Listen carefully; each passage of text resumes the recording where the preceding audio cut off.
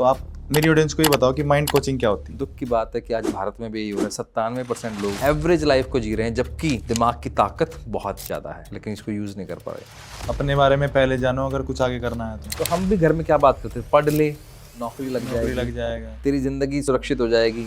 क्या सिर्फ नौकरी लगने से ही सुरक्षित होगी? तो कंट्रोवर्सी क्यों होती है आपके हिसाब से? इसमें भी कुछ है इन्वॉल्वमेंट? एक बहुत कंट्रोवर्शियल हो जाएगा। शादी होने के बाद सेक्स करने के लिए परमिशन है आपके पास अपने पार्टनर के साथ, लेकिन आप पब्लिक में नहीं करते हो, आप अपने फैमिली वालों के सामने नहीं करते हो।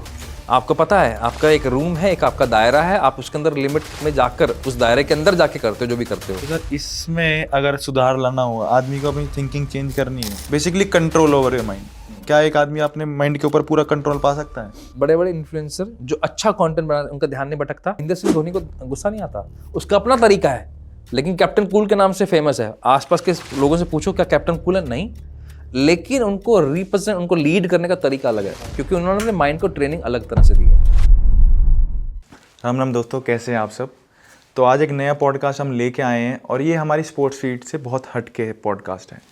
तो इसमें हम बात करेंगे माइंड कोचिंग के बारे में। अगर आप जानोगे, इस पॉडकास्ट को देखोगे तो आपको समझ आएगा कि इस पॉडकास्ट में हमने कितनी सारी चीज़ें आपकी माइंड से रिलेटेड बात करी हैं कि आपकी पढ़ाई में उसका क्या इम्पैक्ट पड़ता है, आपकी लाइफ में उसका क्या इम्पैक्ट पड़ता है। जो आज के हमारे गेस्ट हैं वो है मिस्टर विकास नागरू, जो कि एक माइंड कोच हैं, माइंड काउंसलर हैं और साथ साथ में मैनिफेस्टिंग की भी बात करते हैं। तो बहुत इंटरेस्टिंग पॉडकास्ट है, प्लीज़ स्टे ट्यून। कैसे हैं विकास सर आप? बहुत बढ़िया सर, एकदम फर्स्ट क्लास। बढ़िया बात सर, बढ़िया रहना चाहिए इंसान को मेरे हिसाब से। Sir thank you for coming. मैं बस इसलिए कहना चाह रहा हूँ क्योंकि मैं अपनी नीश चेंज कर रही है अभी, और मैं चाहता हूँ कि मेरी ऑडियंस जाने माइंड कोचिंग के बारे में। ओके, तो आप मेरी ऑडियंस को ये बताओ कि माइंड कोचिंग क्या होती है। जैसे आपने देखा हो एक जंगली घोड़ा होता है। अब जंगली घोड़े को अगर कंट्रोल करना है उसे माइंड कोचिंग बोलते हैं, लगाम लगाना। तो घोड़े के brain- लगाम लगा। हाँ, घोड़े को लगाम। तो ब्रेन को कंट्रोल करके रखना, जिसको कंट्रोल कर से उसको रीडायरेक्ट करना, उसको गाइड करना, वो है माइंड कोचिंग। जैसे आपको मैं एग्जांपल के तौर पे बताता हूँ, जो भी आज हम सोचते हैं वो हमारे बचपन के थॉट्स हैं, क्योंकि हमारा ब्रेन कैसा है, अनस्टॉपेबल है, तो लगातार चलता रहता है लगातार। लेकिन उसको अगर डायरेक्शन नहीं दी, तो उसके पास कोई एम नहीं है और उसकी डायरेक्शन नहीं है, तो कहाँ जाएगा, कुछ पता ही नहीं है। एग्जाम्पल के तौर पे आपने हाथी देखे होंगे। हाथी, इतने बड़े हाथी और इतने समझदार होने के बावजूद एक पतली सी रस्सी से बंधे रहते हैं, क्योंकि बचपन से इसको कैसे ट्रेन किया गया है, बचपन से ट्रेन किया मोटी रस्सी के साथ। जब भी वो कोशिश करता था तोड़ने की, वो टूटती नहीं थी। तो माइंड कोचिंग वो है ये बताना कि आपकी एक्चुअल पावर क्या है। आपकी लिमिटिंग बिलीव्स की वजह से आप इतने ताकतवर हो सकते हो और हो, लेकिन फिर भी आप पतली रस्सी से बंधे हुए हो और अपने आप को एक बंधा हुआ महसूस करते हो, उससे परे नहीं देख पाते। तो ब्रेन को ट्रेन करने के लिए, माइंड को ट्रेन करने के लिए माइंड कोचिंग होती है, और आपके सही पोटेंशियल को जानने के लिए माइंड कोचिंग होती है। अदरवाइज आप अपने आप को सही मान रहे हो, जैसे हाथी मान रहा है। तो जो मैं कर रहा हूँ वो सही है। वो सही है, जबकि उसकी पावर कितनी बड़ी है हमें पता लग रहा है, क्योंकि हमारे पास बर्ड आई व्यू है। बर्ड आई व्यू क्या होता है? जब आप दूर से चीजों को देखते हो और दोनों नजरिए देख पाते हो, इधर वाला भी उधर वाला भी, तब आपको पता लगता है व्यक्ति की ताकत ये है, उसका पोटेंशियल ये है, वो यहां तक ग्रोथ कर सकता है। लेकिन उसने कुछ ऐसी गलतियां या एक लिमिटिंग बिलीफ जो बचपन की वजह से मिला उसको, अगर नहीं तोड़ा तो फिर वो वहीं तक रुक जाएगा, एक एवरेज या बिलो एवरेज लाइफ जिएगा। और यही दुख की बात है कि आज भारत में भी यही हो रहा है। 97% लोग एवरेज लाइफ को जी रहे हैं, जबकि दिमाग की ताकत बहुत ज़्यादा है, लेकिन इसको यूज़ नहीं कर पा रहे। तो माइंड कोचिंग का काम है आपको डायरेक्शन देना, आपके ब्रेन को लगाम लगाना और उसको सही जगह पर यूज़ करवाना, ये है। तो इस चीज़ में कैसे हेल्प कर सकते हैं सर? मतलब जैसे आपने बताया कि भारत में बहुत हो रहा है ये, कोई एग्जांपल के तौर पे आप बता सकते हो इन चीज़ों को? जैसे आप, बड़ा आजकल फैंसी चल रहा है वर्ड, जिसका नाम है स्टार्टअप। हाँ, हर किसी को लगता है मैं स्टार्टअप कर लूँ, और बड़ा शौक से बताता है वो, मैंने स्टार्टअप शुरू किया और मेरे 2 स्टार्टअप फेल हो चुके हैं, क्योंकि हमारे ब्रेन ने एक रेफरेंस पॉइंट ले लिया है कि पहला स्टार्टअप तो फेल ही होगा। और इंडिया में कहा जाता है कि 97%, 97% स्टार्टअप फेल हो जाते हैं। फेल होने से प्रॉब्लम नहीं है, प्रॉब्लम ये है क्या आपने उस पर चेक किया कि एग्जैक्टली प्रॉब्लम कहाँ थी, क्यों फेल हो गए। तो हम जब सिर्फ शौक के लिए शुरू कर रहे हैं या फिर किसी से प्रभावित होकर शुरू कर रहे हैं, तो फेल होना तय है। जब बिजनेस भी शुरू करना है, जैसे आपने कभी देखा है किसी की साइकिल का कोई एक बहुत बड़ा ट्रेनिंग इंस्टीट्यूट हो साइकिल चलाने का? नहीं, ज़्यादा इतना नहीं। बाइक का कभी देखा है? नहीं। कार के फिर भी होते हैं, 7 दिन की ट्रेनिंग देते हैं, 15 दिन की ट्रेनिंग देते हैं। तो हम बिजनेस को क्या समझते हैं कि 7 दिन की ट्रेनिंग की भी जरूरत नहीं है, शुरू कर दिया इसको। लेकिन पायलट की ट्रेनिंग कितने दिन की होती है? 2 साल की। क्यों? प्लेन भी महंगा है, आपकी लाइफ भी सबसे कॉस्टली है, उसकी ट्रेनिंग भी उतनी कॉस्टली है। क्योंकि अगर आपको हवा में, आसमान में उड़ना है, आसमान तक जाना है, सड़क पे नहीं रहना, तो आपको फिर ट्रेनिंग लगती है। और ट्रेनिंग भी कैसी? इंटेंस ट्रेनिंग, डीप ट्रेनिंग, जिससे आप आसमान छू सको। हाँ, साइकिल जैसी जिंदगी तो सारे जी रहे हैं। तो जितनी भी तरह की गलतियां होती हैं कि हमने बिना कुछ जाने, बिना इस ब्रेन को ट्रेन किए हमने शुरुआत कर दी, तो शुरुआत करने के साथ क्या होगा? ऑब्वियसली फेलियर ही होंगे। जैसे एक बॉलर है जिसके पास बहुत फास्ट पेस्ड पूरा पूरा जोश है, पूरे उसके पास सब कुछ ठीक है, लेकिन लाइन और लेंथ नहीं है, तो वो बॉलिंग कोई काम की है? जैसे उमरान मलिक एग्जाम्पल है मेरी साइड से, क्योंकि मैंने ये नोटिस करा, मैं क्रिकेट को फॉलो करता हूँ, तो मैंने ये नोटिस करा है कि उमरान मलिक के पास पेस है, वो शोएब अख्तर का रिकॉर्ड तोड़ने की पेस है उसके पास, लेकिन उसके पास लाइन लेंथ नहीं है। अब लाइन लेंथ के बिना क्या वो बॉलर काम का है? नहीं। अगर आप सही तरह से ट्रेनिंग नहीं लेते हो और ऐसे ही लगातार काम करते हो बिना किसी एम के, बिना किसी ट्रेनिंग के, तो ऑब्वियसली फेलियर के चांसेस ज्यादा हैं। हाँ, लग गया तो तीर तुक्का, ये तो वैसे ये स्पीड में मैंने बॉल फेंकी, वो विकेट को लग गया, हिट हो गया तो ठीक, नहीं हुआ तो सीधा छक्का, या फिर वाइड चलेगी या नो बॉल चलेगी। तो आप टीम पर लाइबिलिटी हो गए, टीम के लिए एसेट नहीं हुए। सेम विद यू, अगर हम प्रॉपरली गाइडेंस के साथ अगर अपना काम शुरू नहीं कर रहे, चाहे जॉब शुरू कर रहे हैं, चाहे बिजनेस शुरू कर रहे हैं, तो कहीं ना कहीं हम अपने परिवार पे ही क्या बन जाते हैं? लाइबिलिटी बन जाते हैं और एवरेज लाइफ जीते हैं। इसलिए मैंने बोला कि लोग यही सबसे बड़ी गलती कर रहे हैं। तो ट्रेनिंग अगर ले लेता है व्यक्ति कोई भी, किसी भी तरह की, बिजनेस शुरू करना, बिजनेस कोचिंग लो, लाइफ के ऊपर काम करना, लाइफ कोचिंग लो। तो पहले हमारी लाइफ का पार्ट हुआ करता था, अब थोड़ा सा वीक हो गए हैं, वापस शुरू हो जाएगा, तो वापस हमारी चीजें सब ट्रैक पे आ जाएंगे।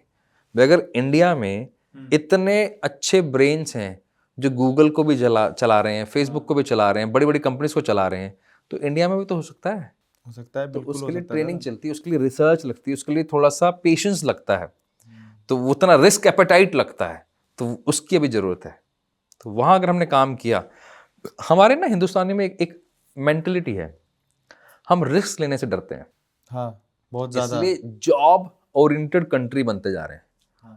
फिर हम दोष देते हैं कि हमारा एजुकेशन सिस्टम ऐसा नहीं, हमारा खुद का माइंडसेट भी ऐसा। आप खाली एजुकेशन सिस्टम को ही मत बोलिए। तो हम भी घर में क्या बात करते हैं? पढ़ ले, नौकरी लग जाएगा, तेरी जिंदगी सुरक्षित हो जाएगी। क्या सिर्फ नौकरी लगने से ही सुरक्षित होगी? मैं नौकरी के खिलाफ नहीं हूँ।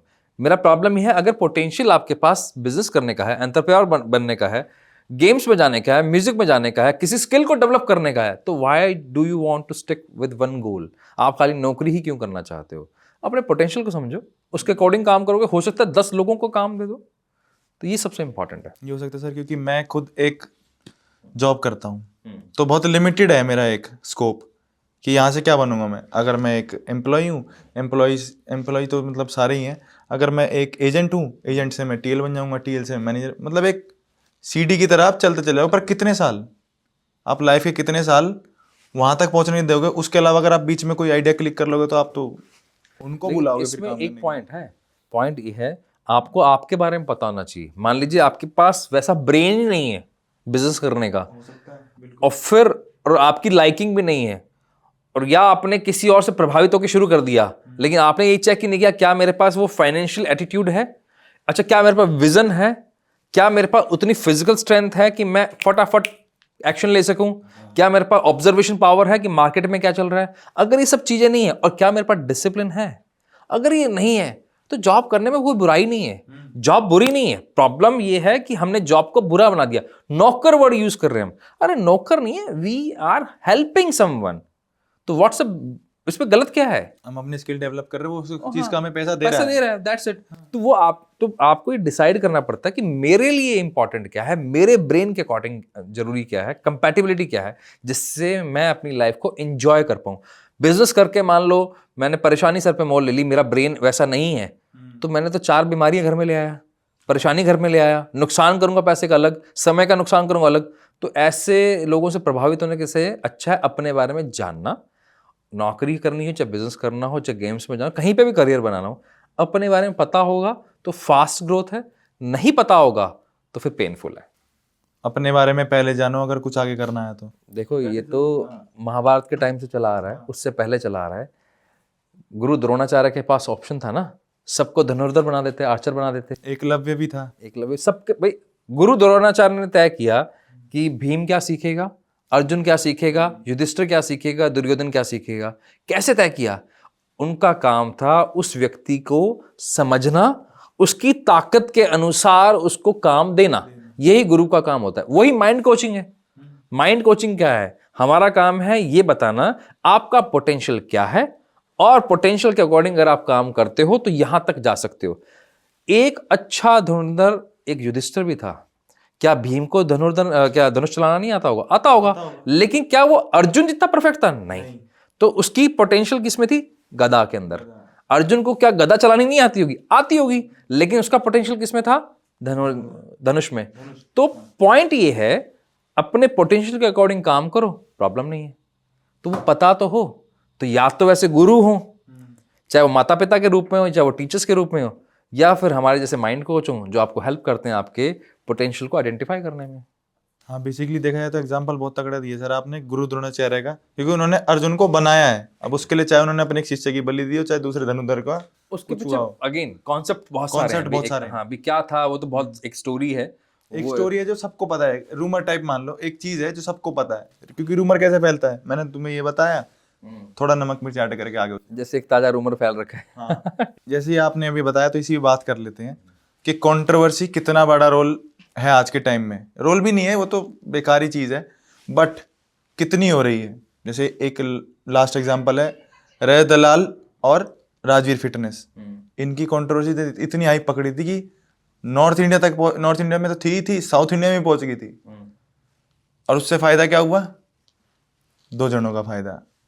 लेकिन अब जो कंट्रोवर्सी आई है उसमें जो समय रैना और रणवीर अहलावालिया की कंट्रोवर्सी है कि शो को ऐसे प्रमोट कर रहे हो, ये कर रहे हो, उसकी भी 2 साइडेड है ऑब्वियसली। एक सपोर्टर्स की है, एक हेटर्स की है। तो कंट्रोवर्सी क्यों होती है आपके हिसाब से? इसमें भी कुछ है इन्वॉल्वमेंट? देखो, कंट्रोवर्सी तो उसके बहुत सारे पर्पस होते हैं, मैं उसमें तो नहीं जाऊंगा। लेकिन क्योंकि माइंड की बात हो रही है तो मैं ये हेल्प कर सकता हूं आपको समझने में कि अगर हम उसका पार्ट हैं किसी भी तरह से, तो हमारे को क्या नुकसान होने वाला लॉन्ग टर्म में। पताल लोक का एक बहुत अच्छा डायलॉग है, ये पताल लोक के कीड़े हैं, अभी नहीं मारा ना बाद में बहुत बड़े राक्षस बन जाएंगे। फर्स्ट सीजन का है। फर्स्ट सीजन का। अब यही प्रॉब्लम हमारे साथ है। ये जो आसपास हम कंट्रोवर्सी देख रहे हैं और उसका पार्ट बन जाते हैं। सुबह उठा, आज इंस्टाग्राम खोला और मुझे लगा कि एक तरह से एक बॉयकॉट करके चल रहा है और एक जगह उसके सपोर्ट में चल रहा है, और बिना डीप में कुछ समझे और मैं उसके साथ में पार्ट बन गया। भेड़ चाल जिसको बोलते हैं, और इसका नाम है साइकोलॉजी के अंदर बैंड वैगन इफेक्ट।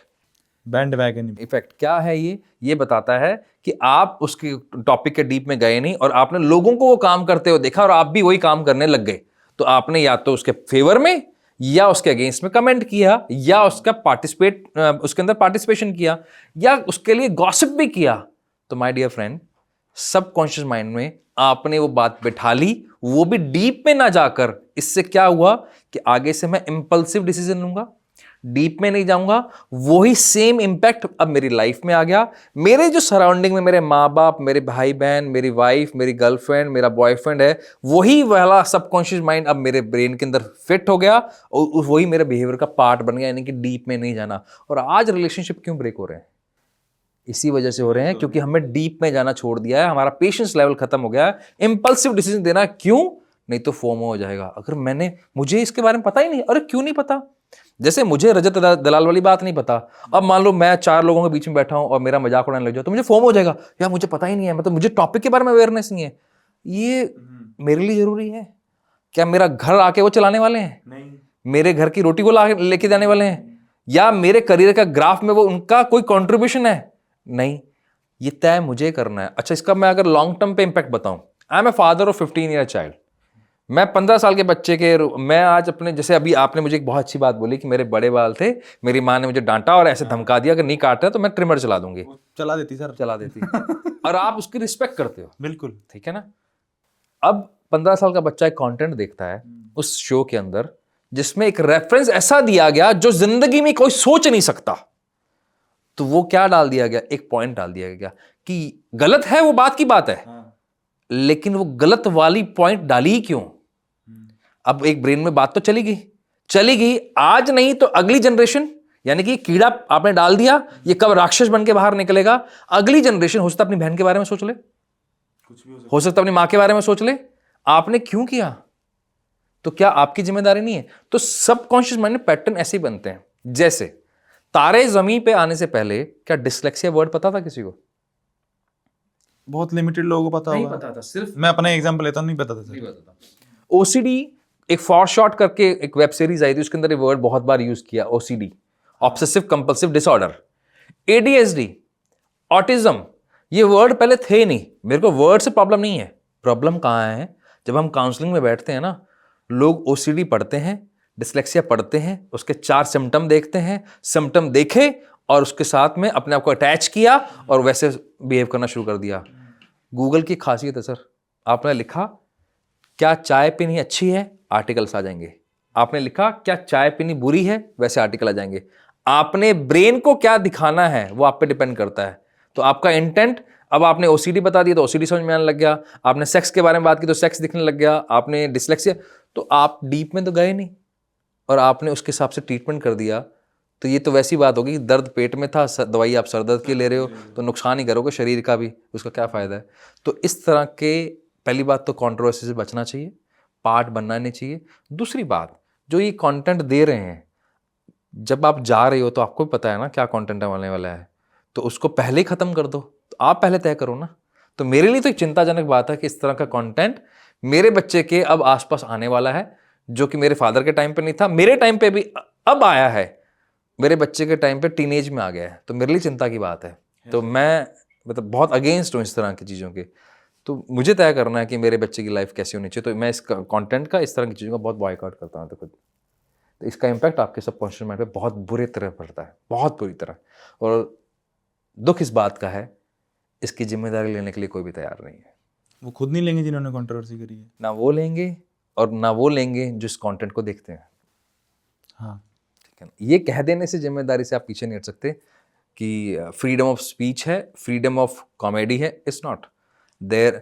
एक बहुत कंट्रोवर्शियल हो जाएगा, शादी होने के बाद सेक्स करने के लिए परमिशन है आपके पास अपने पार्टनर के साथ, लेकिन आप पब्लिक में नहीं करते हो, आप अपने फैमिली वालों के सामने नहीं करते हो।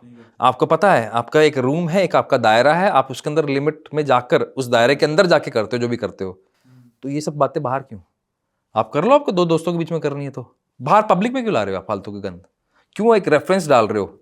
और रेफरेंस डालने के बाद प्रॉब्लम शुरू होंगी। ठीक है ना? तो ये कह देना कि फ्रीडम है, तो फ्रीडम ऑफ सेक्स का मतलब ये नहीं कि पब्लिक में माँ बाप के सामने करने लग जाओ। सच्चाई है सर। तो ऐसे फ्रीडम स्पीच का मतलब ये नहीं कि कुछ भी बोल जाओगे। नहीं, दैट इज गुड। आपका कमेंट अच्छा था इस चीज़ में। मेरे को मतलब थॉटफुलनेस होना चाहिए इंसान में। इंसान को दोनों थॉट लगने चाहिए दिमाग में।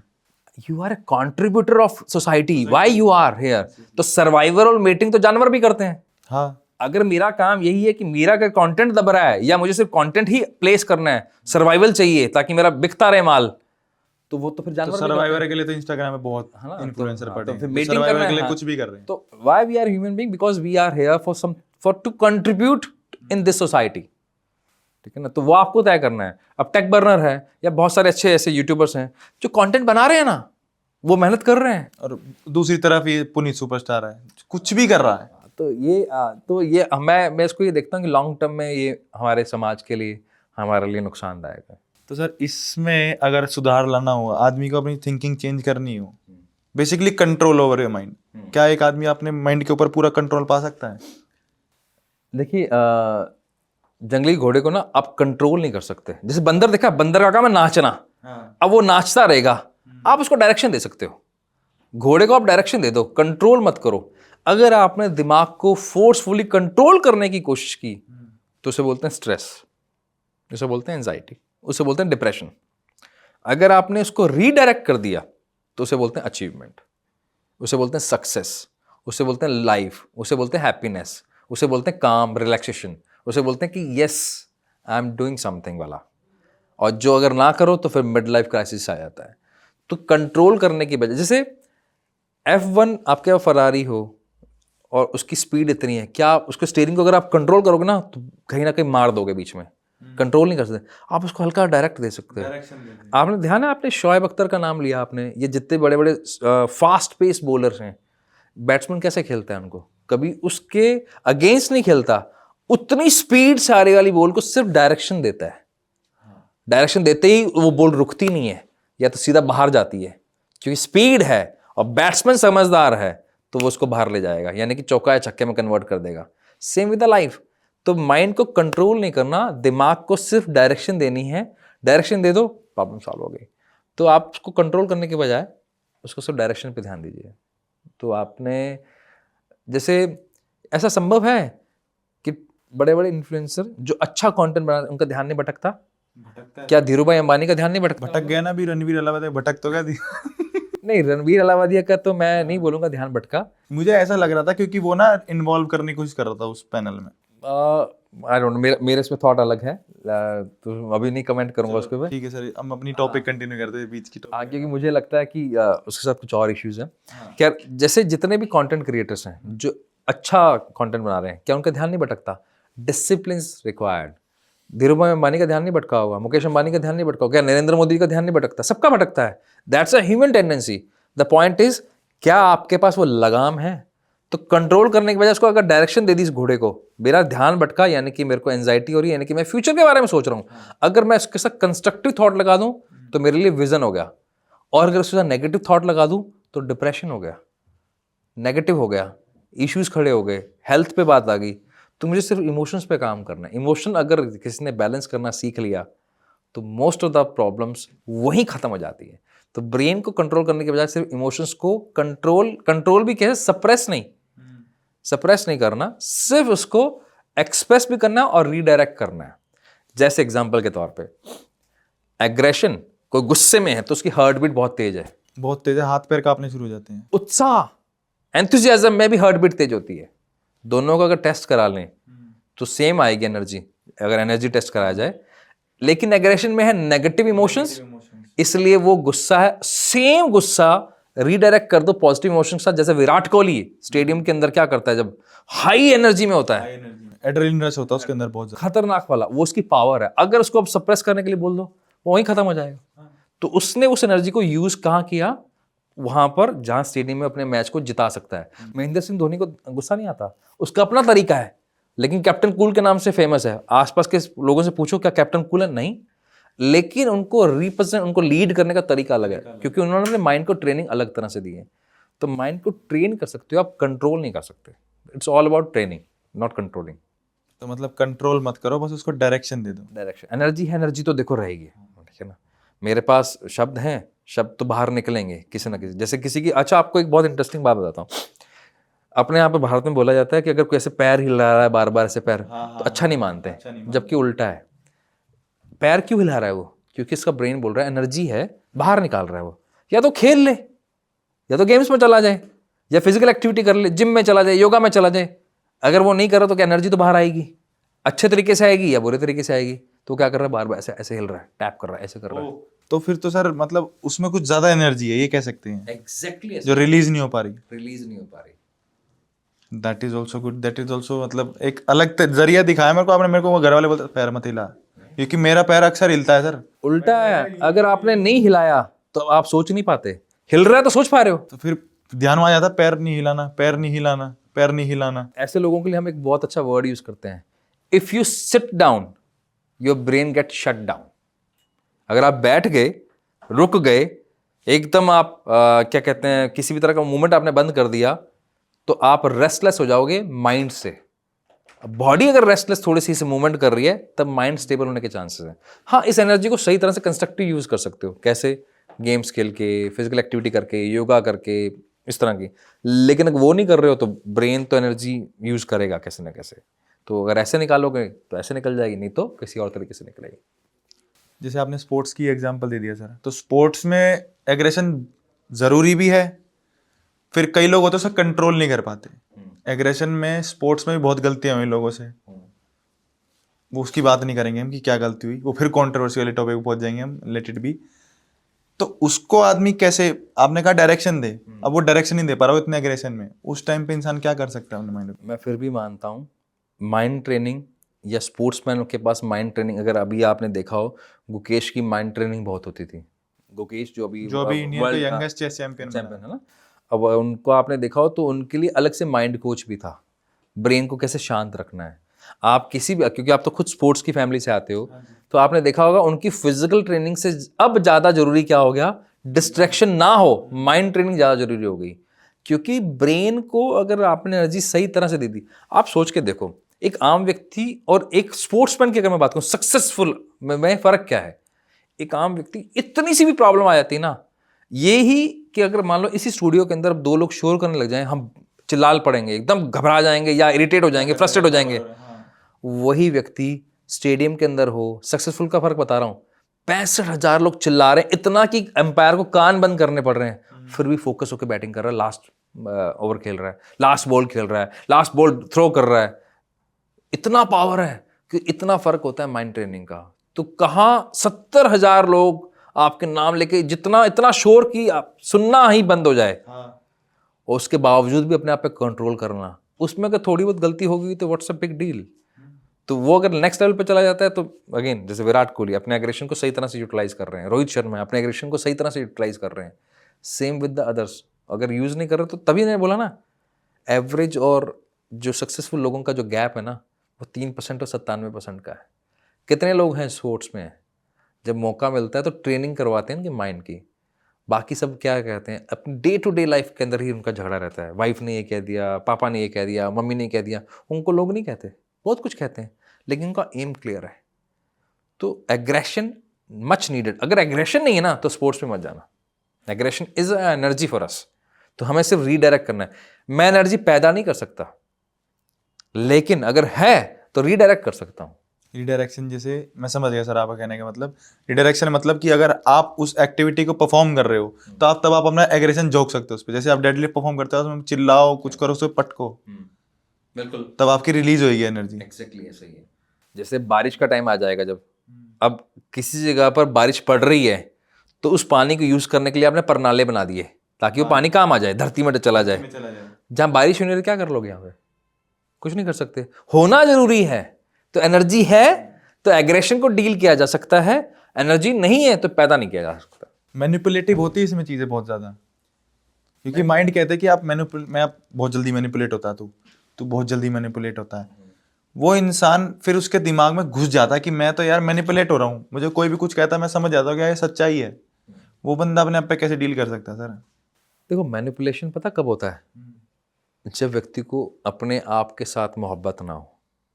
That is low confidence, self worthiness ना होना, सेल्फ लव ना होना, या इसको और भी अगर ढंग से समझें, अपने बारे में ना पता होना।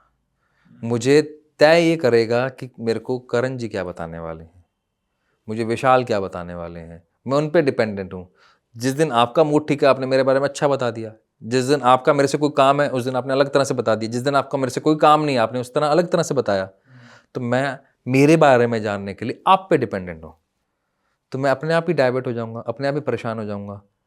अगर मुझे अपने बारे में पता है, जैसे जब आप दिल्ली से आते हो, रास्ते में इतने ट्रैफिक पुलिस वाले मिलते हैं, और अगर मान लो आपको रोक लें, ठीक है, और आपको ट्रैफिक के नियम नहीं पता, तो जो कहेगा वो मानोगे आप? मानेंगे सर। हाँ। अच्छा, नहीं मानोगे तो आप कोई अंडर सेटिंग करने की कोशिश करोगे। अगर अब आपको नियम पता है और आपको पता है कि आप सही चला रहे हो गलत चला रहे हो, तब आप क्या करो, आर्ग्यूमेंट करोगे या नहीं करोगे? करेगा सामने वाला आर्ग्यूमेंट, मुझे पता है ये चीज गलत है, तू गलत कर रहा है, मैं सही आया हूँ। तो आपको अगर आपके बारे में पता है तो आप किसी और से इन्फ्लुएंस नहीं होते। यही डर एस्ट्रोलॉजी फायदा उठा रही है इस चीज का, यही फार्मा वाले इस चीज का फायदा उठा रहे हैं, डराकर धमकाकर। कोई बोलता है कि श नाम से मत, जिसका भी नाम है श से शुरू होता है उसकी जिंदगी खराब है। कोई बोलता है कि अगर आपका रिलेशनशिप खराब है तो अंडरवेयर की गांठ बांध लो। हर कुछ हम मानने को तैयार हैं, अपने बारे में जानने के लिए बिठा दिया दिमाग में इंसान के। क्यों? मैं कह रहा हूं वो एस्ट्रोलॉजी या किसी, हमारी माइंड कोचिंग भी, हमारा काम है सिर्फ आपकी लाइफ को अपस्केल करना।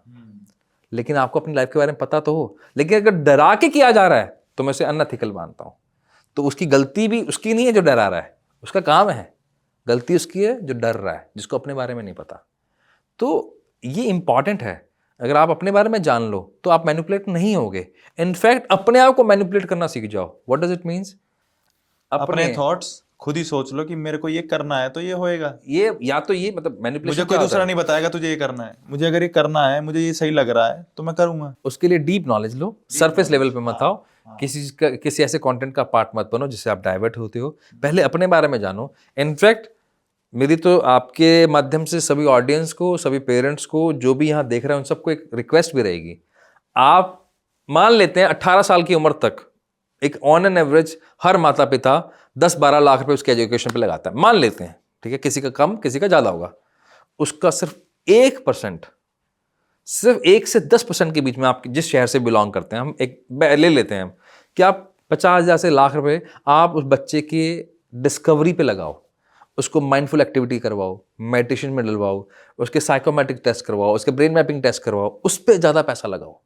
आप इन चक्करों मत पड़ो top of the top school डालने में, नहीं, उससे पहले उसको समझो और अदर टूल्स है, क्योंकि अब आपकी पावर भी नहीं है बच्चों को समझने की, इतने मतलब कितने बड़े ज्ञानी नहीं हो, वो है ही नहीं आपके पास पावर।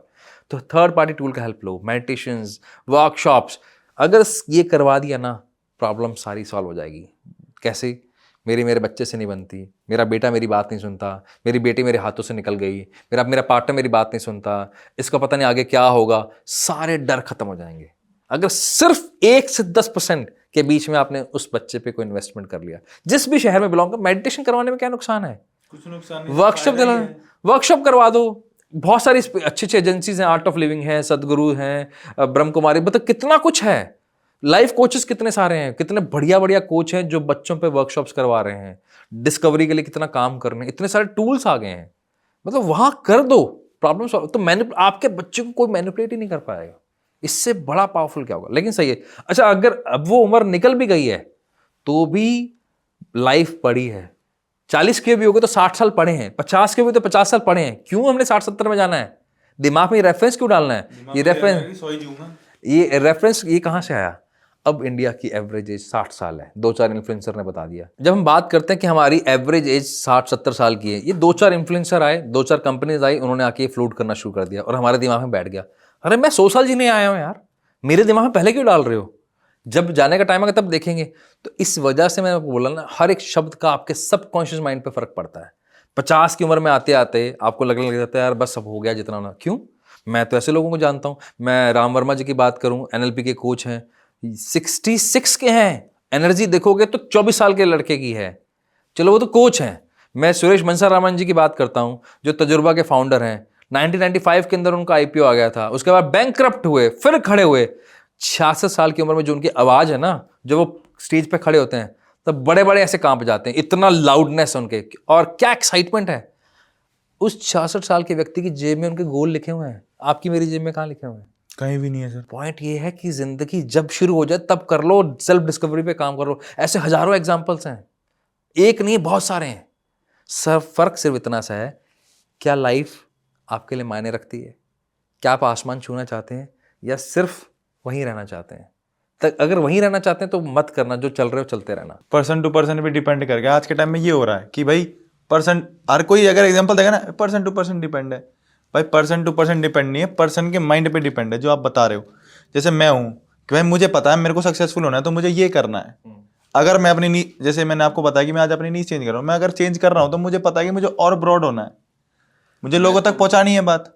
मैं आपके माध्यम से पहुंचाऊंगा तो जरूरी थोड़ी है कि सिर्फ यही जाएगा। भाई मेरे स्पोर्ट्स की भी बात करी मैंने, वो भी जाएगा। मैं तो इसको और इंटरेस्टिंग वे से देखता हूँ। आपकी एज क्या होगी? मेरी सर 28 है। 28 साल की उम्र में आप एक पैसा कमा रहे हो क्योंकि आप जॉब भी कर रहे हो। हाँ। अब उस जो बचा हुआ पैसा है, जो आपके नीड है, उसको छोड़ दूं मैं, आपने जो बाकी जो अपने बेसिक नीड के अलावा जो बचा हुआ पैसा है, या तो आप उड़ा सकते थे दारू में, सट्टे में, गलत काम में, और बहुत सारे काम होते हैं। एक आपने कंस्ट्रक्टिव डिसीजन लिया कि मैं कुछ नॉलेजेबल अपने शौक को पूरा करने के लिए, या मैं ऑडियंस तक कुछ पहुंचाना चाहता हूं, या किसी भी एक रीजन से, इंटेंट से आपने कंस्ट्रक्टिव डिसीजन लिया जिसका बाद में फल मिलेगा, आज नहीं मिल रहा, तो वो पैसा आपने वहां इन्वेस्ट कर दिया। अब आपके पास वो पैसा बचा नहीं तो आप कहां उड़ाओगे? तो मेरा ब्रेन कैसे काम कर रहा है? कंस्ट्रक्टिव वे में।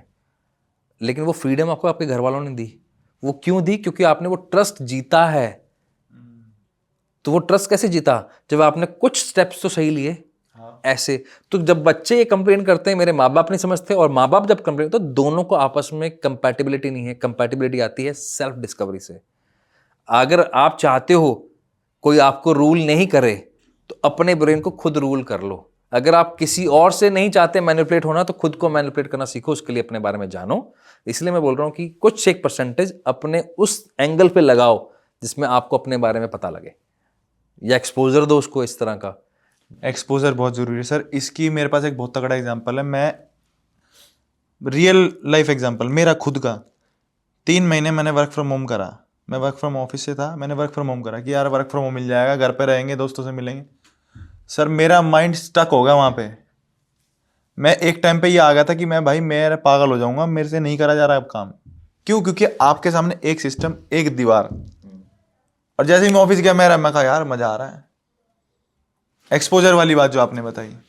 तो क्या होता है, लोगों को लगता है कईयों को कि यार अकेले रहने में मजा है। वो अगेन वो किसी के लिए मजा है और किसी के लिए सजा है। तो वो जरूरी नहीं है। हो सकता है मेरे को लोगों के बीच में रह के सजा लगे, तो मेरे को समझना पड़ेगा, तो वो मेरे लिए नहीं काम कर रहा, तो मेरे लिए सॉलिट्यूड होगा। लोनलीनेस नहीं है, सॉलिट्यूड है।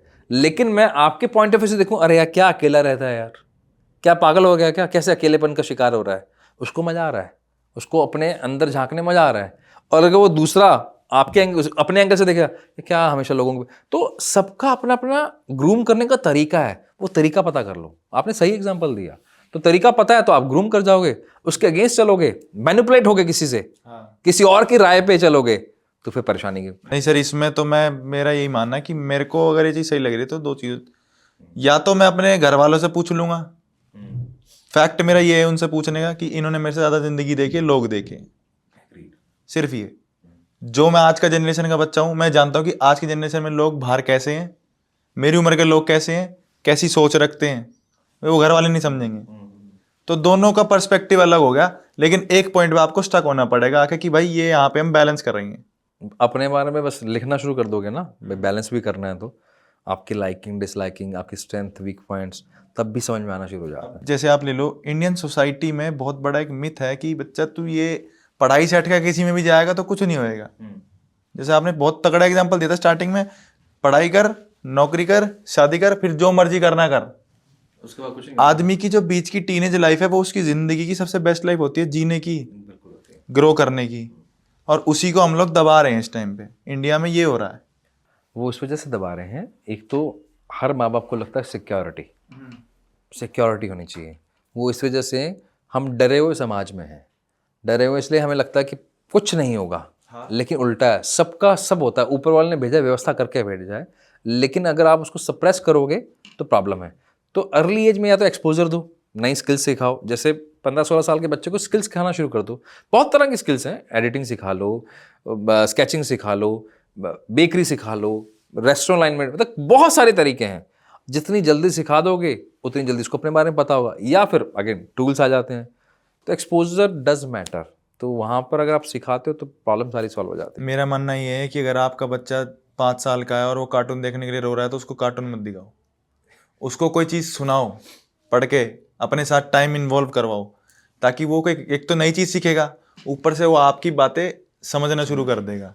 क्योंकि छोटे बच्चे का दिमाग हमसे ज़्यादा तेज चलता है। कोई डाउट नहीं इसमें, तो वो ऑलरेडी उस स्टेज पे होते हैं जब सबसे ज़्यादा अडेप्टिव पावर में होते हैं। हाँ, सबसे मेरा थॉट सही है ना सर? मैं यही थॉट रखता हूँ हमेशा के हाँ, लिए। नहीं मैं समझ सकता हूँ, आप बहुत अच्छे पेरेंट बनने वाले हैं जब शादी हो जाएगी। वो तो सर देखेंगे जब होएगी, जब देखेंगे। मेरे से मैं आपको अपना अगर लाइफ के थोड़े पार्ट शेयर करूंगा हल्के फुल्के, उससे शायद आपको समझ ही आ जाए कि मेरी थिंकिंग कहाँ जाती है। इंडियन सोसाइटी में एक लड़का, ये थोड़ा मैं अगर वल्गर लगे तो बताना, इंडियन सोसाइटी में एक लड़का ही सोचता है कि अगर लड़की मुझे मिले शादी के लिए तो वो वर्जिन मिले, और एक लड़की सोचती है लड़का मुझे बस प्यार करने वाला मिले। ये दोनों फैक्ट्स कभी नहीं मिल सकते सर। आपको खुद भी सोचना पड़ेगा। अगर आप खुद कोई चीज़ नहीं कर रहे, आप खुद नहीं हो वो चीज़ में, अगर आप खुद वर्जिन नहीं हो तो भाई साहब आप किस सोच से ये सोच रहे हो कि मुझे वो चाहिए? दैट इज माइंड कनेक्शन, जो मेरा हिसाब से मानना है। और अगर आप सामने वाले को यूं सोच लोगे यार घर वालों ने करवा दी, जरूरी नहीं लव मैरिज हो, अरेंज मैरिज में अगर कोई लड़की अपना घर छोड़ के आ रही ना तो वो आपके पीछे आ रही, दैट इज द थॉट जो आपको रखना पड़ेगा। Totally agree. ये मेरा थॉट प्रोसेस है सर, जो मैं रखता हूँ। सही है। बच्चों का जो आपने बताया, बच्चों को मेरे हिसाब से ये मानना चाहिए कि अगर आप एक्टिविटी टीवी में भी करवा रहे, फ़ोन में भी करवा रहे, तो ऐसी करवाओ जिससे वो लर्निंग हो। लर्निंग के साथ साथ उसे स्पोर्ट्स में डाल दोगे तो उसकी बॉडी भी फिटनेस ठीक रहेगी। परफेक्ट। अगर हम नई फॉरेन लैंग्वेज भी सीखा, फॉरेन मतलब कोई अगर हिंदी के साथ पंजाबी सीख लेगा या तमिल सीख लेगा, वो भी फॉरेन लैंग्वेज है। तमिल वाला अगर हिंदी सीख लेगा तो वो भी फॉरेन लैंग्वेज है। तो अगर आप 2-3 लैंग्वेज सिखाते हो तो एक लैंग्वेज से कहा जाता है कि 2 बिलियन न्यूरॉन्स आपके एक्टिव होते हैं। आपने 3 सिखा दी। सर 2 बिलियन न्यूरॉन्स तो एक्टिवेट होते हैं। और मैं आपको बताऊं, जो हमारी इंडस्ट्री की बात है, जो मैं अभी काम कर रहा हूं, मैं बेसिकली अभी बीपीओ में काम करता हूं, लेकिन मैं कस्टमर सपोर्ट में काम कर रहा हूं। उस कस्टमर को हमारी नीड है, हम उसकी नीड पूरी कर रहे हैं, उसके लिए हमें पैसे मिल रहे हैं, मेरी स्किल डेवलप हो रही है। चाहे मैं यूके का कस्टमर हो, कहीं का हूं, मेरी इंग्लिश डेवलप हो रही है, मैं उससे इंग्लिश में बात कर रहा हूँ, टाइपिंग डेवलप हो रही है, मेरी टाइपिंग स्पीड बढ़ रही है। ये चीज़ सोचने की होती है, बंदे की नहीं होती कि यार ये ठीक है पैसे आ रहे हैं वो।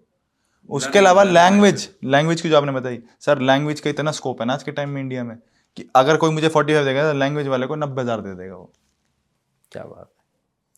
वेल, बिल्कुल ये तो ब्रेन के हिसाब से भी बढ़िया है और करियर तो देखो बढ़ ही रहा है। लैंग्वेज से कंटेंट निकलता है, लैंग्वेज से स्क्रिप्ट लिखी जाती है, लैंग्वेज से जो आप स्टोरी टेलिंग देखो तो वो लैंग्वेज से ही आती है। तो उसमें बहुत इन चीज़ों में मतलब मेरे को तो बहुत इंटरेस्टिंग लग रहा है सर। मेरे लिए फर्स्ट टाइम है, मैंने कभी ऐसी चीज़ें वो नहीं करी। इसी में मैं इंडियन सोसाइटी में हाउस वाइफ्स के बारे में जानना चाहता हूँ सर, कि हाउस वाइफ्स ना काफ़ी होती हैं कि भाई तुम्हारी शादी होगी तो घर वाले पैसे डाल रहे, बच्चा कर लो, बच्चा कर लो, बच्चा हो गया, उस बेचारे की लाइफ नहीं बची।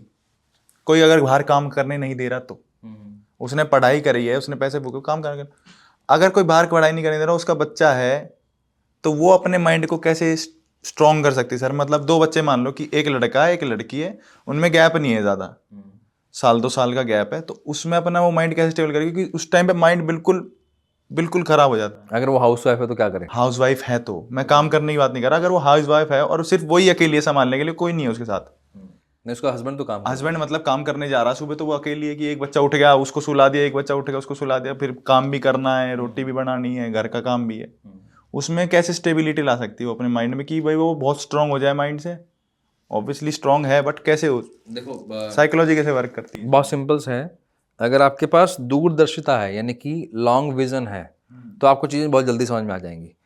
आपको ये दिख रहा है कि आज जो सोसाइटी है कंपेयर टू 10 साल पहले में और उससे कंपेयर टू 10 साल पहले में बहुत बड़ा अंतर है। आने वाला टाइम और ज़्यादा डिस्ट्रैक्शन का होगा और ज़्यादा मेंटल इश्यूज़ के लिए होगा। ये बहुत सारे रिसर्चेस बोल रही है और ये होगा, वो हो रहा है। तो एंजाइटी डिप्रेशन इसके पार्ट बनेंगे। ऐसे समय में एक पेरेंट का अवेयर होना बहुत ज़रूरी है। अवेयर के साथ साथ उसका वर्क करना बहुत जरूरी है। काम का मतलब ये नहीं कि बिजनेस करना। तो उसने अगर कोई स्ट्रेस या कोई ऐसा आउट ऑफ कंफर्ट जाके काम नहीं किया, चाहे लड़का हो चाहे लड़की हो, तो वो अपने बच्चों को क्या देने वाले हैं?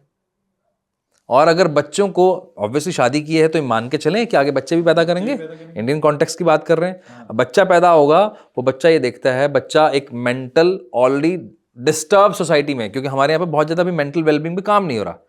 रिसर्च बोलती है 40% स्ट्रेस में है स्टूडेंट्स, 68% वर्किंग प्रोफेशनल स्ट्रेस में है। तो ये बढ़ेगा ही सही, कम तो नहीं होगा। तो ऐसे टाइम पर अगर मदर ने कोई एग्जाम्पल सेट नहीं किया या फादर ने कोई एग्जाम्पल सेट नहीं किया तो बच्चे पे क्या असर पड़ेगा? अगर इस पॉइंट ऑफ व्यू से भी अगर हाउसवाइफ सोच ले कि मैंने काम इसलिए करना है कि जो मेरी आने वाली जनरेशन है वो मुझे देखकर सीखे और स्ट्रक्चर्ड वे में नई लर्निंग ले, इधर उधर ताका झाकी ना करे और मेरी भी वैल्यू करे। माँ बाप की कंप्लेंट पता क्या है? बच्चे हमारी वैल्यू नहीं करते। क्यों नहीं करते? क्योंकि उनको लगता है कि हमारे माँ बाप पुराने हैं या उनको नई चीज़ों का नहीं पता। अब मान लीजिए आप वर्क करते हो, चाहे आप स्टिचिंग करते हो, चाहे आप जॉब करते हो, चाहे आप बेकिंग करते हो, लेकिन आप प्रोफेशनल वर्क करते हो, अपने पोटेंशियल का यूज़ करते हो। क्या आ गया सामने वाले बच्चे के नज़र में? क्या आया? मेरी माँ घर का काम भी देखती हैं यानी कि हाउस होल्ड, मेरे फादर मेरी मदर की हेल्प करते हैं, दोनों कमाते हैं और मुझे उतनी नॉलेज देते हैं और नई चीज़ों से अटैच्ड हैं यानी कि नई लर्निंग से। जैसे आपने बहुत अच्छी बात बोली, तो उस बच्चे के पास कितनी बढ़िया पेरेंटिंग होगी अगर उस वे से भी सोच लो तो भी। दूसरा, भैया दिमाग है, खाली दिमाग शैतान का ही होता है। तो अगर आप वर्क नहीं कर रहे हो तो कुछ तो करोगे, जो एनर्जी है कुछ तो करेगी, वो एनर्जी कहीं ना कहीं तो लगेगी। ये तो डिस्ट्रक्टिव होगी, कंस्ट्रक्टिव होगी, तो कंस्ट्रक्टिव में लगा लो, तो अपनी स्किल डेवलप कर लो, अपनी कम्युनिकेशन पे काम कर लो। वाई? अच्छा, आपको बहुत जान के एक डेटा है, हमारे यहाँ पर इंडिया में कॉम्प्रोमाइज जो शादीज़ हैं वो इस वजह से भी हैं क्योंकि फीमेल फाइनेंशियली इंडिपेंडेंट नहीं है। सर सोसाइटी नहीं होने देती, मेरा मानना है। अभी हो सकती है, अभी तो बहुत सारे चांसेस हैं। आप घर से काम चला सकते, क्विक कॉमर्स आ गया, घर से आप खाना बनाना सीखते हो तो घर से क्लाउड किचन, मतलब अब आपके पास आइडिया होना चाहिए, और आइडिया से भी पहले इंटेंट होना चाहिए। इंटेंट है तो आइडिया भी आएगा। और आप ये तो है ना कि 10 लाख लगा के काम होता है, आज तो ऐसे ऐसे लोग भी हैं जो 5,000 से काम शुरू कर रहे हैं। मैं एक जहाँ से मैं आता हूँ, जहाँ पे मेरा घर है, वहाँ पे एक आंटी आती हैं, मैं आपको एग्जांपल बताता हूँ इंटेंट कितना स्ट्रांग होता है। कार में आती है, मेरे ख्याल उनके पास कार होंडा सिटी है शायद, क्योंकि सिटी मैंने पूछा नहीं कभी, लेकिन वहीं खड़ी रहती जब भी होती है। ठीक है। कार में आती हैं सुबह 8:30 बजे, 11 बजे वापस चली जाती हैं। सुबह 8:30 से 11। क्या बेचने आती हैं? बाहर एक टेबल निकालती हैं, गर्मा गर्म इडली और इतनी सुपीरियर क्वालिटी की चटनी बढ़िया सी, टेबल लगाती हैं, ऊपर वो छतरी से लगाती हैं और बैठ जाती हैं। और जो भी 2-2.5 घंटे का टाइम होता है, 3-3.5 में बेच के निकल जाती हैं और होंडा सिटी चलाती हैं, अपने घर चले जाती हैं। रोज का जितना भी कमा रही हैं वो, तो एक तो मैं कर रही हूँ, मेरा शौक पूरा कर रही हूँ। छोटी छोटी चीज़ों के लिए मैं अपने हस्बैंड पे या अपने फैमिली पे डिपेंडेंट नहीं हूँ। और एक self worthiness, self love, self confidence बढ़ गया। अब इस कॉन्फिडेंट मदर के साथ जब बच्चा बैठा होगा तो वो कैसा होगा? माँ का असर सबसे ज़्यादा पड़ता है, क्योंकि सर वो उसके साथ 24/7 रहती है। बाप का असर पड़ता है, लेकिन अगर 10% है तो 90% माँ का है। अगर कॉन्फिडेंट मदर है तो वो भी तो कॉन्फिडेंट, तो उस नजरिए से भी अगर माँ ने सोच लिया कि मुझे इसलिए करना है, तो भी उसको आगे जाके फायदा मिलेगा, उसकी फैमिली को, उसके बच्चे को, और ऑब्वियसली उसको तो है ही। तो उसके कॉन्फिडेंस का लेवल चेंज होता है, दे शुड वर्क। आईक्यू में डिफरेंस आता है सर इन चीज़ों से। अब आईक्यू में डिफरेंस से मैं आपको ये पूछना चाहता हूँ कि जैसे लो आईक्यू और हाई आईक्यू दोनों होते हैं, अब ये किस बेसिस पे डिपेंड करते हैं? मुझे ये जानना आपसे कि किस फैक्टर्स पे डिपेंड करते हैं। पेरेंटिंग होगी, उसके बाद उसका खुद का थॉट प्रोसेस, ठीक है, उसके बाद मतलब मैं आपसे पूछना चाह रहा हूँ कि ये 2 चीज़ें तो मैंने नोटिस करी, इसके अलावा कैसे वो बंदा अगर 20 साल तो उसने ऐसे ही निकाल दिए, अगर आगे ग्रो करना चाह रहा तो कैसे अपने आप को कर सकता है स्टेबल? आपको मालूम है आईक्यू एज वर्ड नहीं बोलूँगा, एक मिथ है जो एक्चुअल में ऐसा है ही नहीं जैसा प्रेजेंट किया जाता है। अच्छा। मैंने पढ़ा है, जहाँ तक मुझे याद आ रहा है, गूगल कर लेना एक बार, हेनरी फोर्ड के ऊपर लेबल लगा हुआ था लो आईक्यू का। हेनरी फोर्ड, जिन्होंने फोर्ड गाड़ी सर मैंने सुनी है ये वाली बात। हेनरी फोर्ड इतना बड़ा व्यक्ति जिसने, अच्छा इतना बड़ा इंडस्ट्रियलिस्ट नहीं था वो, उससे बड़ा इन्वेंटर था, असेंबली चेन बनाई उसने जिससे गाड़ियां फास्ट बनती हैं, उसका आईक्यू लो था। उसका कारण जानते हैं आप क्या है? एज पर, क्योंकि हम तो फिंगरप्रिंट के अंदर है, ब्रेन समझते हैं, ब्रेन के 5 पार्ट लेफ्ट में है, 5 पार्ट राइट में, टोटल 10 पार्ट है। अब 10 कमरे हैं, इसको सिंपल भाषा में करते हैं, आपके घर में 10 कमरे हैं और एक व्यक्ति आता है और आपके 2 कमरों को देख के बोल देता है यार घर छोटा सा बेकार है, क्या ये सही बात है? नहीं। गलत है। तो क्यों? क्योंकि आईक्यू दिमाग के सिर्फ 2 कमरे, कौन सा? ये वाला जिसको बोलते हैं लॉजिकल ब्रेन, जो हमारे लेफ्ट फ्रंटल कॉर्टेक्स को दिखाता है, और एक बनती है ये वाली जो हमारे लेफ्ट टेम्पोरल लोब को दिखाता है। अगर इन 2 फिंगर्स को मिला दूं तो आईक्यू बन जाएगा। सिर्फ ये 2 चीजें? बाकी 8 कहाँ जाएंगे? इमोशनल क्वेश्चन कहाँ चला गया? एडवर्सिटी क्वेश्चन कहाँ चला गया? क्रिएटिविटी क्वेश्चन कहाँ चला गया? स्पिरिचुअल क्वेश्चन कहाँ चला गया? उस बारे में बात ही नहीं हुई। तो यानी कि एक सो कॉल्ड लिमिटेड लोगों ने लिमिटेड ब्रेन के साथ ये चेक किया कि किसी व्यक्ति की इंग्लिश, जनरल नॉलेज या मैथमेटिक कैसी है, उसके बेस पे ये तय किया कि ये व्यक्ति अच्छा है या बुरा है, लो आईक्यू या हाई आईक्यू है। तो वो तो गलत पैरामीटर है। हाँ, वो अपनी स्किल में बेस्ट भी तो हो सकता है। वो सारी स्किल में, सचिन तेंदुलकर से किसी ने पूछा था कि आईक्यू कैसा है? विराट कोहली से किसी ने पूछा? पीवी सिंधु से किसी ने पूछा? नीरज जी का अभी आपने पॉडकास्ट किया, उनसे पूछा आपने? कपिल शर्मा से किसी ने पूछा? लता मंगेशकर से किसी ने पूछा? मुझसे आपने पूछा? आईक्यू की नीड क्या है? आईक्यू का आप समझे होता क्या है? आईक्यू का काम है आपको सर्कमस्टेंस समझ में आना चाहिए, सब्जेक्ट नहीं। अगर आपका पूरी जिम्मेदारी मैथ सिखाना नहीं है माँ बाप का, उसके लिए टीचर हैं, वो टीचर सिखाएंगे, टीचर हायर कर रखे हैं आपने, स्कूल हायर कर रखा है, कोचिंग इंस्टीट्यूट हैं, वो सिखा लेंगे। आपका काम है उसको परिस्थिति सिखाना, उसके अंदर क्या एक्ट करना है, क्या रिएक्ट करना है, वो सिखाना।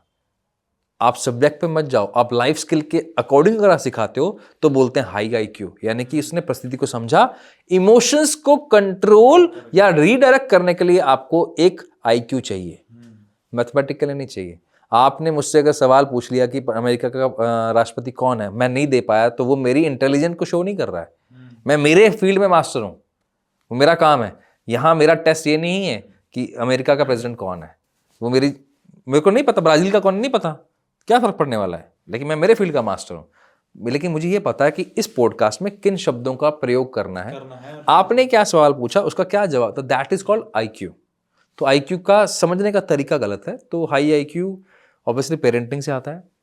अगर आप सही तरह से पेरेंटिंग करेंगे, एग्जाम्पल के तौर पे बच्चे ने बोला घर पे कोई गेस्ट आया और आपने बोला पानी पिला दो, ये तो हुआ एक स्टेटमेंट।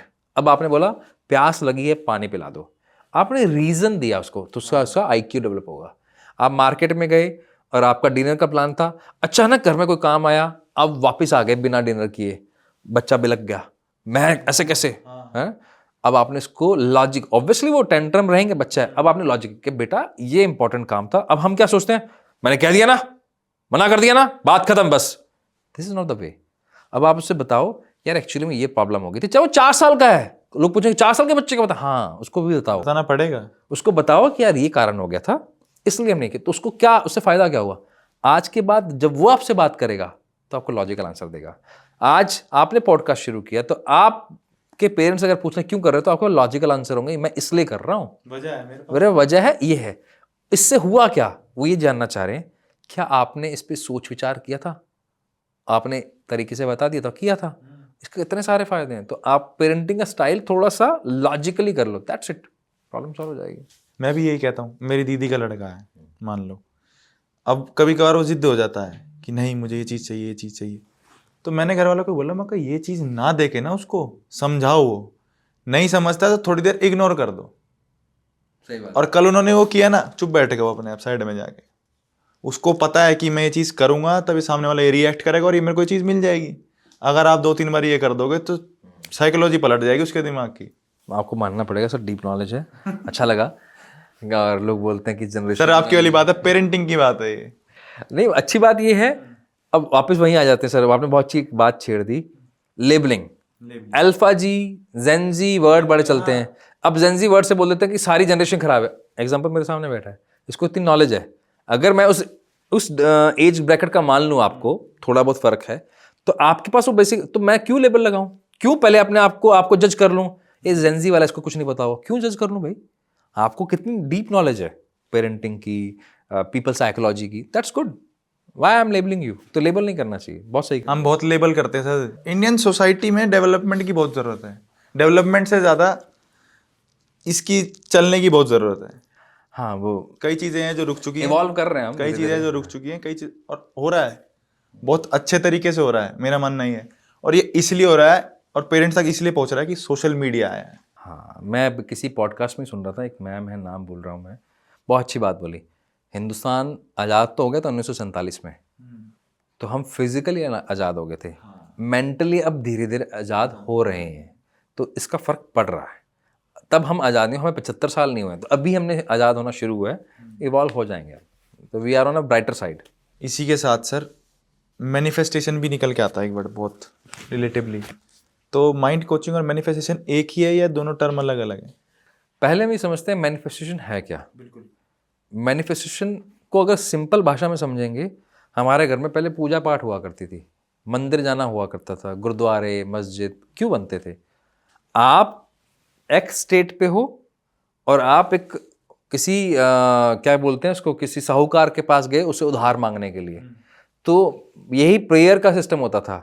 आपका बिलीफ ये बोल रहा है यार पता नहीं मैं कर पाऊंगा, नहीं कर पाऊंगा, फिर आप गए मंदिर, फिर गए आप मस्जिद, किसी जगह गए और वहाँ बोला भगवान से बात करें, क्योंकि वो आपसे सुपीरियर है, साहूकार है, बड़ा व्यक्ति है, आपसे ज़्यादा जानता है, यार मेरे को ये दिक्कत आ रही है, आपका बिलीफ सिस्टम चेंज हो गया।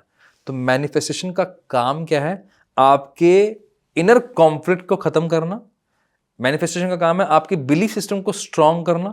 मैनिफेस्टेशन का काम है आपकी लाइफ को अपग्रेड करना, आलसी बनाना नहीं।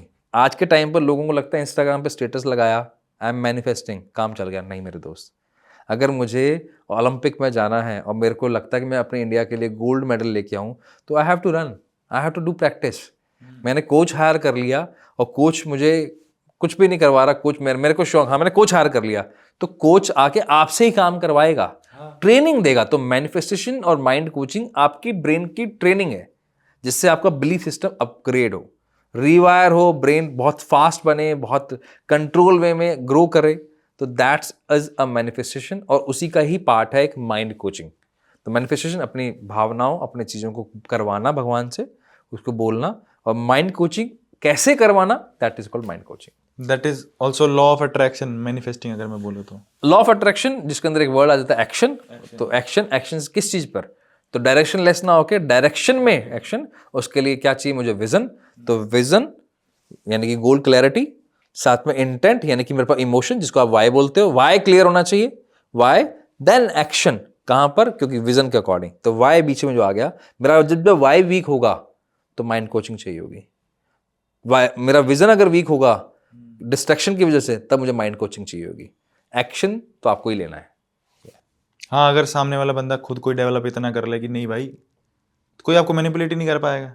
ट्रेनिंग के बिना कुछ भी समझ में नहीं है आपको। आप मुझे एक इंटरनेशनल प्लेयर बता दो, किसी भी फील्ड का, किसी भी फील्ड यानी गेम्स, म्यूजिक, जो बिना ट्रेनिंग के चला गया। हो ही नहीं सकता सर।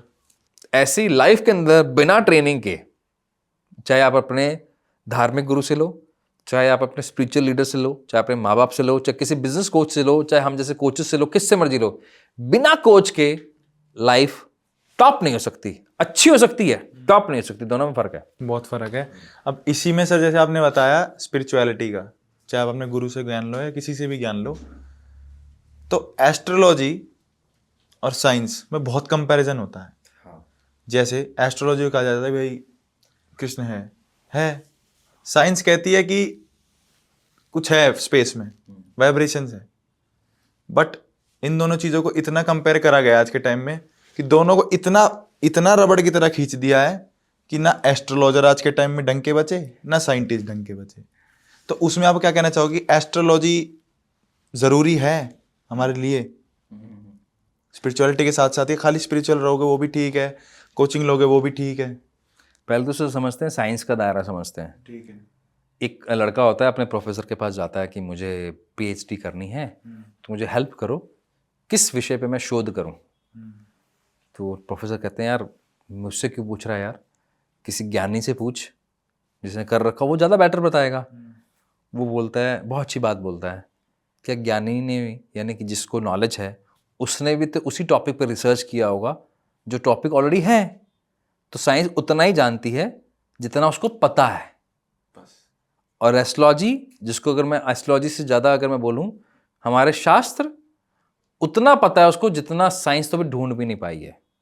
तो जिसके बारे में हमारे चाहे हनुमान चालीसा में लिखा हुआ है, सूरज से धरती की जो दूरी है, किसी भी कॉन्टेक्स्ट में अगर देखेंगे तो नॉलेज तो हमारे पास शुरू से रही है, क्योंकि हमारे जो ऋषि मुनि वो विज्ञान पे काम करते थे और फिर इसको ज्ञान में कन्वर्ट करके दिया उन्होंने।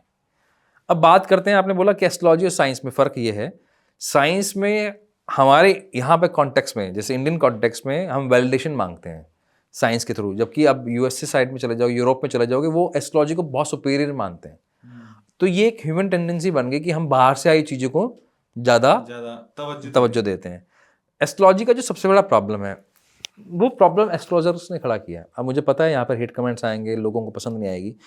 एस्ट्रोलॉजर्स ने, देखो एस्ट्रोलॉजी का मतलब क्या है, वो व्यक्ति को समझना, बस, ठीक है। एस्ट्रोलॉजर ने किसी को एस्ट्रोलॉजी का कोर्स करवाया तो क्या पहले समझा कि एस्ट्रोलॉजर बनने के लायक था वो?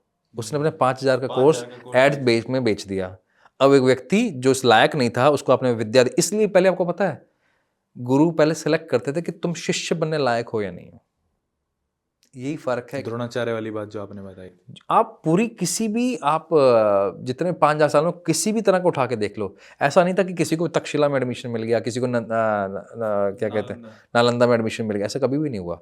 तो आपकी प्रोडक्टिविटी चेक किए थे, आप किस लायक हो, फिर आपको मिलता था। एस्ट्रोलॉजर ने चेक किया, एस्ट्रोलॉजर बनाने से पहले उन्होंने सिर्फ अपनी रोटी सीखी, अपना कोर्स बेचा, अपना फायदा देखा, तो फिर से नुकसान हुआ। क्यों? अब एक बिलो एवरेज व्यक्ति एस्ट्रोलॉजर बना हुआ है जो उस फील्ड के अकॉर्डिंग नहीं है, और एस्ट्रोलॉजर अब वो दूसरों को हेल्प कर रहा है, किसी एक पेन वाले व्यक्ति को हेल्प कर रहा है जो बहुत परेशानी में है, और वो टकराव हो गया उसका गलत एस्ट्रोलॉजी वाले बंदे से जो उस लायक नहीं था, और उसका सोल्यूशन कैसा है? Below average. उसकी लाइफ में कोई फर्क नहीं हुआ और शायद नुकसान और हो गया। उसने गाली किसको दी? उस व्यक्ति को या एस्ट्रोलॉजी को? एस्ट्रोलॉजी को। जबकि वो तो साइंस थी। उसका जिम्मेदार कौन था? जैसे हम जो फिंगरप्रिंट टेस्ट है हम नहीं सिखाते किसी को, हम पहले उसको टेस्ट करते हैं क्या तुम इस लायक हो। अगर तुम उसकी एलिजिबिलिटी टेस्ट पास कर लेते हो तब तुम्हें सिखाया जाता है। क्यों? अगर हमने भी वही गलती कर दी तो हमें उसमें फर्क क्या रह गया। तो ये जिम्मेदारी एक्चुअली में एस्ट्रोलॉजर्स की है जो इस फील्ड में है। इस कला को, इस आर्ट को, इस साइंस को साइंस ही बनी रहने दो। आप दुकान चलाइए, कोई बुराई नहीं है, लेकिन तरीके से चलाइए। कम से कम उनको पहले चेक कर लीजिए क्या वो इस बनने लायक है या नहीं है। तो ये प्रॉब्लम है, इसलिए एस्ट्रोलॉजी बदनाम हुई, इसलिए एस्ट्रोलॉजी पे लोगों को डाउट हुआ। अपनी रोटी सेकने के लिए अगर मैं आकर डरा रहा हूँ आपको तो मेरी गलती है, और आप डर रहे हैं, आपको अपने बारे में नहीं पता तो आपकी भी गलती, आप भी उतने ही जिम्मेदार हैं। तो दोनों चीज़ें अगर बैलेंस हो जाएं तो प्रॉब्लम सॉल्व हो जाती है। तो उसने कहा मनोज बाजपेयी ने कि डर, लोग हमसे डरते हैं इसलिए हमारी इज्जत करते हैं, पर डर और इज्जत कभी भी एक जगह पे स्टैंड नहीं कर सकते। आपकी इज्जत वो करेगा जो आपसे इंस्पायर्ड होगा, अगर आपके पास नॉलेज होगी तो। आपसे डरेगा वो जिसको आप डराओगे, क्योंकि आप अपने आप को सुपीरियर बनाने के लिए दूसरों को सताते हो। किसी के डर का फायदा उठाना है तो वो दोनों फर्क तो रहेगा। हाँ, दैट इज मेरे हिसाब से perfect example of low IQ and high IQ. आप किसी पे सुपीरियर बन रहे हो, बहुत बढ़िया, बिल्कुल सही है, वेल कनेक्टेड, एब्सोल्युटली राइट है सर। उसमें वो बंदा अपने आप को बड़ा दिखाने के लिए तुम्हें डरा रहा है, उसकी ये है लो आईक्यू, और वो डर रहा है, उसकी भी लो आईक्यू। लेकिन हाई आईक्यू किसकी है? जो उसको बोल रहा है कि तू मुझे नहीं डरा सकता क्योंकि मैं अपनी जगह पे सही हूँ, या मेरे पास आप लॉजिकली बात करो, फैक्ट्स के साथ बात करो। तो फैक्ट्स के साथ ही सर मेरे को लगता है अभी हमें आज के लिए बहुत बातें हो गई। जो मुझे तो एक्चुअली मुझे तो ये चल रहा है कि सर मैं तो आपसे 3-4 घंटे बात करूँ ना तो मैं तब भी नहीं थकूंगा, क्योंकि दोबारा मिल लेंगे सर, दोबारा मिलेंगे सर, फॉर श्योर मिलेंगे। और अगर आपने यहाँ तक वीडियो देखी है तो लाइक सब्सक्राइब करे बिना जाना नहीं। That is my humble request and thank you so much for coming here sir on my channel. Thank you so much for giving this time. It was very inspiring for me. मेरी काफ़ी चीज़ें, मेरे भी thoughts चलते हैं, काफ़ी चीज़ें मेरी भी क्लियर हुई, और होप करूँगा कि मेरी ऑडियंस को भी बहुत सारी चीज़ें क्लियर हो आपके साथ।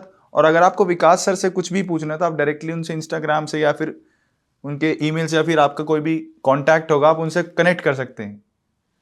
माइंड एक ऐसी चीज़ है जो आपकी पूरी बॉडी चला रही है, तो वो आपकी ज़िंदगी भी चला सकती है। ऐसा ही है, बिल्कुल ऐसा ही है। Thank you so much sir, thank you so much. Next time मिलते हैं। जय श्री राम दोस्तों, बाय बाय।